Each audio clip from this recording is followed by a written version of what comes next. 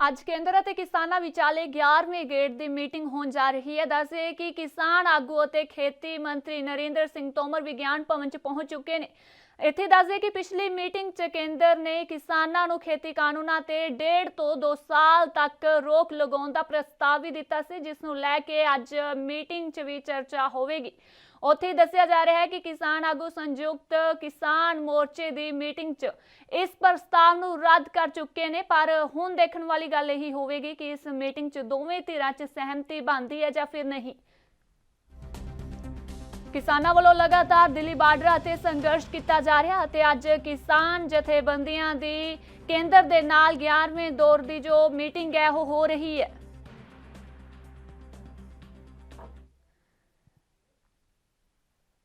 इत्थे दस दे कि साडे नाल लाइव साडे सीनियर पत्रकार वनीत कपूर विज्ञान भवन तो जुड़ चुके हैं। जी वनीत जी, जेकर देखा जाए तो किसानों की अज 11वें दौर की जो बैठक है वो जारी है, तो किसान जथेबंदियां की जो मीटिंग दे विच चर्चा हो रही है इन्हां खेती कानूनां नूं लैके।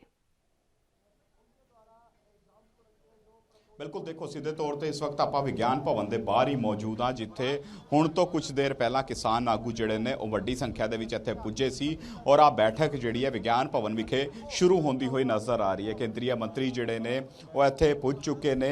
इस तो इलावा अगर आप गल करिए तो किसान आगू जिहड़े ने वो इत्थे पुज चुके ने। इस तो इलावा जिहड़े केंद्रीय मंत्री ने वो भी अंदर मौजूद ने। बैठक का सिलसिला जिहड़ा वो शुरू हो चुका है, लेकिन अज की बैठक तो पहला जिहड़ी एक वड्डी घटना वापरी कि रुलदू सिंह मानसा जिहड़े ने उन्हां दी गड्डी दा जिहड़ा शीशा तोड़िया गया और सीधे तौर पर पुलिस के उपर आरोप लाए गए कि पुलिस कर्मियों ने उन्हां दी गड्डी दा शीशा तोड़िया। ते आ मसला जिहड़ा आ पुरजोर तरीके दे नाल किसान आगू जिहड़े ने वो जिहड़े सेंटर मिनिस्टर ने उन्हां दे कोल चुकते हुए नज़र आउणगे, क्योंकि रुलदू सिंह मानसा जिहड़ा वो एक वड्डा नां है और उस व्यक्ति की गड्डी नूं रोकना या उहदा शीशा तोड़ना जिहड़ा वो किते ना किते सीधे तौर पर इस ते ऑब्जैक्शन जताया गया कि क्यों रुलदू सिंह मानसा की गड्डी का शीशा जिहड़ा वो दिल्ली पुलिस ने तोड़िया। आ एक वड्डा सवाल इत्थे चुकण वाले ने किसान आगू।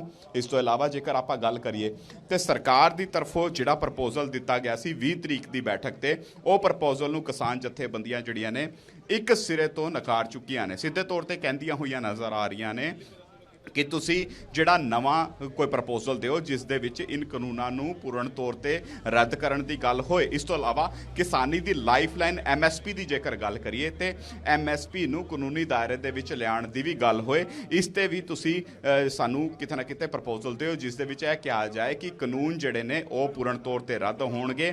MSP जिहड़ी है वो कानूनी दायरे दे विच आएगी, यानी MSP नूं लैके कानून बनेगा। इस तो इलावा जिहड़ी कह सकते हैं प्रोक्योरमेंट है उसनूं भी इंश्योर करो, यानी इस तरह की गल्लां अज सीधे तौर पर किसान आगू जिहड़े ने वो केंद्रीय मंत्री के मूहरे चुकन वाले ने। लेकिन वेखण वाली गल रहेगी कि अज जिहड़ी सेंटर गौरमेंट है वो किसानों नूं की प्रस्ताव दे पाती है। और दूजा एक वड्डा मसला पुलिस का, क्योंकि 26 तरीक नूं जिहड़ी बैठक होने वाली है, जिहड़ी परेड होने वाली है, उसनूं लैके भी हजे रिड़का पुलिस और जिहड़े कह सकते हैं किसान आगू उन्हां दे विचाले अड़किया होया है। क्योंकि सीधे तौर पर पुलिस ने कहता कि आउटर रिंग रोड ते तुहानूं आपां जिहड़ा परेड है वो कड्ढण दी मंजूरी नहीं देवांगे। तो सीधे तौर पर किसान आगू हजे भी यही कह रहे कि आपां जे परेड कड्डांगे दिल्ली दे विचाले कड्डांगे, आउटर रिंग रोड ते कड्डांगे। हुण तुसी तय करो कि किस ढंग दे नाल तुसी उत्थे व्यवस्था करनी है। तो हुण भी जिहड़ी बैठक है लगातार जारी है। विज्ञान भवन दे बाहर आपां मौजूद हाँ, जिथे आ बैठक जिहड़ी है वो लगातार जारी है। जिस तो पहला सीधे तौर पर कई किसान आगू जिहड़े ने वो मीडिया नाल गलबात करते भी नज़र आए। स्पष्ट तौर पर कहते नज़र आए कि साडी बातचीत जिहड़ी है वो इसी मसले ते है कि खेतीबाड़ी कानून जिहड़े ने पूर्ण तौर पर रद्द होण, MSP जिहड़ी है वो किसानों नूं मिलती रहे और MSP जिहड़ी है उसनूं कानूनी राइट दे विच भी लाया जाए, यानी कानूनी अधिकार बनाया जाए। और नाल नाल सीधे तौर पर यह इंश्योर किया जाए कि जो भी कंपनी MSP तो घट किसान की फसल की खरीद करती है उस दे खिलाफ किसान नूं कार्रवाई करने का अधिकार हो। इस तरह की गल्लां जिहड़ियां मीटिंग दे विच चुकियां जाणगियां। काफ़ी लंबी बैठक होने वाली है। वेखण वाली गल रहेगी कि की हल निकलदा इस बैठक का। जी वनीत जी, जेकर देखा जाए तो किसान हर वार केंद्र दे नाल मीटिंग करते हैं, पर हर मीटिंग दे विच केंद्र वालों जां फिर कोई प्रस्ताव दे दिता जांदा जां फिर कानून दे विच सोध करन दी गल कही जाती है, पर जो किसान ने इस मंग ते अड़े ने कि सानू यह कानून रद्द चाहिए ने।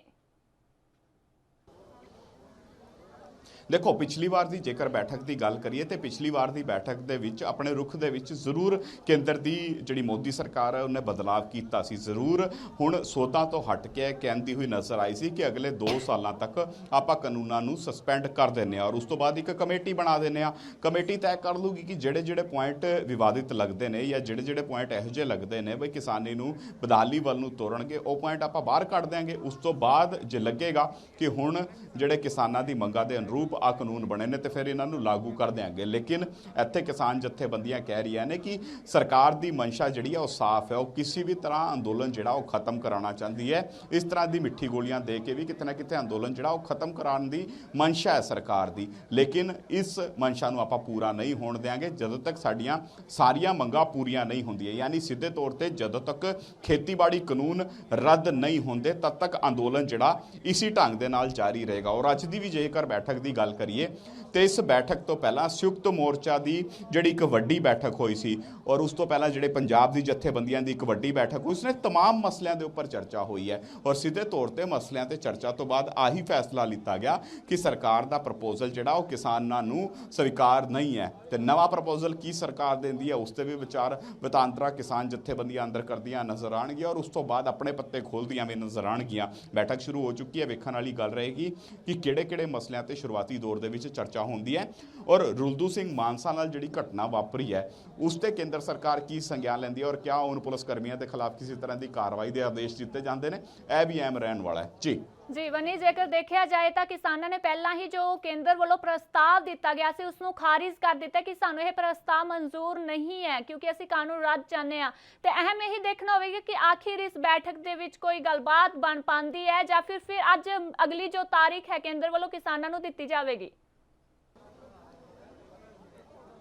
देखो रणनीति किसानों ने स्पष्ट कर दी है, एक प्रॉपर जी कह सकते हैं कल डिस्कशन हो चुकी है, एक मत है सारे दे सारे किसान जी जथेबंदियां ने एक ही एजेंडे नूं लैके अगे वधियां नज़र आ रही ने और कला एक ही एजेंडा जिहड़ा वो केंद्र के मूहरे रखा जाऊगा। यानी सीधे तौर पर एक ही गल की जा रही है कि तुसीं आ खेतीबाड़ी कानून जिहड़े ने इन्हां नूं रद्द करो, इन्हां नूं सस्पेंड करन दी गल जिहड़ी है वो ना करो। और सीधे तौर पर जिहड़ी कमेटी की गल कर रहे हो सीधे तौर पर यह भी कहते नज़र आ रहे हैं, जिस तरह नाल आपां किसान आगूआं की गल करिए वो कहते नज़र आ रहे हैं कि सरकार दे कोलों ते हल निकलिया नहीं, कमेटी किदां इन कानूनों का कोई हल कढ़ लेगी। इसी करके वो कह रहे हैं कि कानूनों नूं पूर्ण तौर पर रद्द किया जाए। और एक वड्डी मंग है जिहड़ी, यानी जिस तरह नाल मैं पहलां भी दसदा नज़र आ रहा सी कि किसानी दी लाइफ लाइन मनी जाती है MSP, ते MSP प्रॉपर किसानों नूं मिलती रहे। प्रिक्योरमेंट फसलों की पहला जिस तरह नाल FCI करता सी उसी तर्ज से हुण भी करता रहे। उस तो इलावा FCI का जिहड़ा दायरा उसनूं होर ज़्यादा वधाया जाए और आ प्रिक्योरमेंट जिहड़ी है MSP जिहड़ी है इसनूं कानूनी दायरे दे विच भी लिया जाए, इसनूं लैके एक कानून बनाया जाए। यह भी एक अहम मंग है, यानी आ मंगा। और इस तो इलावा जिस तरह नाल किसान आगूआं दे उपर कार्रवाइयां हो रही ने या फिर जिहड़े मामले दर्ज हो रहे हैं वो भी एक वड्डा मसला है कि उसनूं जिहड़े कह सकते हैं केंद्रीय मंत्री जिहड़े ने उसके सामने जो आ मुद्दा चक्या जाऊगा तो उसनूं की आश्वासन दिता जाता है किसान नेतावां नूं, क्योंकि पहला भी एक आश्वासन दिता गया सी कि जिहड़े निर्दोष है उन्होंने फसाया नहीं जाऊगा। लेकिन उस तो बावजूद भी हजे भी परचियां का सिलसिला जिहड़ा वो थमदा होया नज़र नहीं आ रहा। और रुलदू सिंह मानसा ने अग दे विच की पाण दा काम कीता, जिहड़ी उन्हां दी गड्डी दा शीशा तोड़िया गया और सीधे तौर पर दिल्ली पुलिस के अधिकारियों के कार्यप्रणाली जिहड़ी है उस सवालों के घेरे दे विच आई है, क्योंकि उत्थे रुलदू सिंह मानसा कहते नज़र आए कि वड्डे अधिकारियों नूं घटना की जानकारी दी गई है, लेकिन वड्डे अधिकारी भी उस घटना की जानकारी मिलने तो बाद कोई संज्ञान लेंदे नज़र नहीं आए। इस करके अज पहला मसला आही है कि क्यों मीटिंग दे विच जदों कोई आगू आंदा है उसनूं इस तरह नाल तंग कीता जांदा है, जबकि पुलिस दे कोल पूरी डिटेल है कि किहड़े आगू जिहड़े ने वो इस मीटिंग दे विच आ रहे हैं। उन्हां कोल पूरी लिस्ट है, बकायदा नाम है, बकायदा गड्डियां दे नंबर है, लेकिन उसके बावजूद भी जब इन गड्डियां नूं रोकिया जाता है फिर मंशा स्पष्ट नहीं हो पाती पुलिस की भी और सरकार की भी, क्योंकि लगातार जिस ढंग के नाल पहला भी पुलिस अधिकारियों नाल बैठकां हो रही ने उस दे विच पुलिस अधिकारी स्पष्ट कह रहे हैं कि आपां तुहानूं परेड जिहड़ी आउटर रिंग रोड ते कड्ढण नहीं देवांगे। यानी खुद ਜਿਹੜੀ ਟਕਰਾਅ ਦੀ ਸਥਿਤੀ ਆ ਉਹ ਪੁਲਿਸ ਕਿਤੇ ਨਾ ਕਿਤੇ ਉਤਪੰਨ ਕਰਨਾ ਚਾਹੁੰਦੀ ਹੈ। ਲੇਕਿਨ ਇੱਥੇ ਕਿਸਾਨ ਆਗੂਆਂ ਦੀ ਕਿਸਾਨਾਂ ਦੀ ਕਿਤੇ ਨਾ ਕਿਤੇ ਤਾਰੀਫ ਕਰਨੀ ਹੋਏਗੀ ਕਿ ਇੰਨਾ ਕੁਝ ਹੋਣ ਤੋਂ ਬਾਅਦ ਵੀ ਅੰਦੋਲਨ ਜਿਹੜਾ ਪੂਰਾ ਸ਼ਾਂਤੀਪੂਰਵਕ ਚੱਲਦਾ ਹੋਇਆ ਨਜ਼ਰ ਆ ਰਿਹਾ ਹੈ। ਜੀ ਵਨੀਸ਼ ਜੀ, ਜੇਕਰ ਦੇਖਿਆ ਜਾਏ ਤਾਂ ਕਿਸਾਨਾਂ ਨੇ ਸਟੈਂਡ ਆਪਣਾ ਸਪਸ਼ਟ ਕਰ ਦਿੱਤਾ ਕਿ ਅਸੀਂ 26 ਤਾਰੀਖ ਨੂੰ ਜੋ ਟਰੈਕਟਰ ਪਰੇਡ ਹੈ ਉਹ ਕਰਾਂਗੇ। ਤੇ ਹੁਣ ਕੀ ਲੱਗਦਾ ਹੈ ਕਿ ਕਿਸਾਨ ਨੇ ਜੋ ਟਰੈਕਟਰ ਪਰੇਡ ਕਰਨਗੇ 26 ਜਨਵਰੀ ਨੂੰ?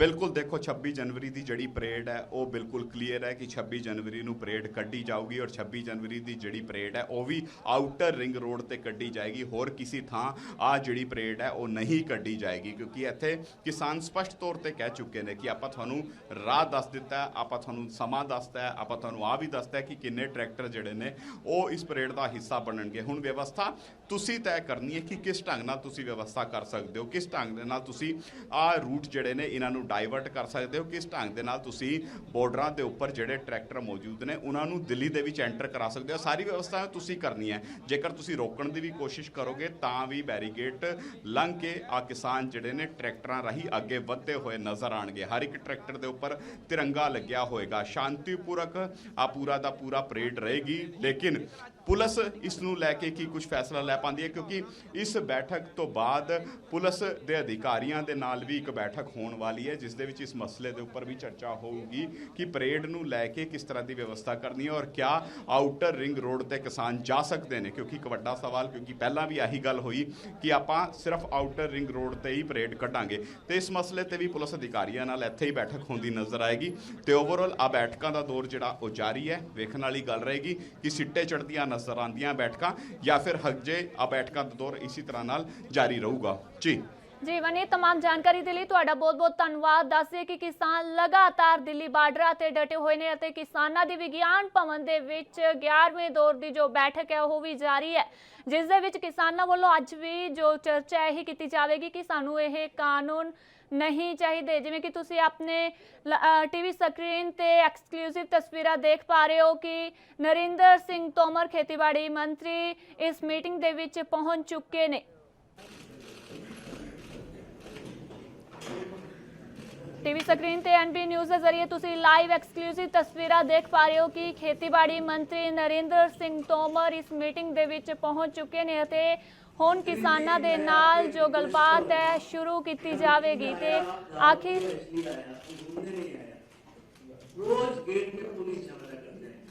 ਜਿਵੇਂ ਕਿ ਤੁਸੀਂ ਦੇਖ ਪਾ ਰਹੇ ਹੋ ਕਿ ਨਰਿੰਦਰ ਸਿੰਘ ਤੋਮਰ ਦੇ ਨਾਲ ਪਿਊਸ਼ ਗੋਇਲ ਰੇਲਵੇ ਮੰਤਰੀ ਵੀ ਮੌਜੂਦ ਨੇ।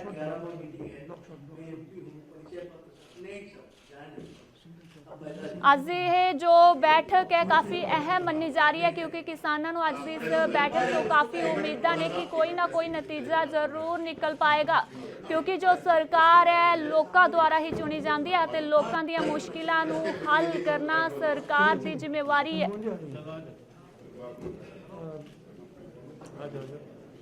एनबी न्यूज़ के जरिए तुसी एक्सक्लूसिव तस्वीर अपनी टीवी स्क्रीन ते वेख पा रहे हो विज्ञान भवन तो किस तरह किसान ने अते जो मंत्री ने इस बैठक दे विच पहुंच चुके ने।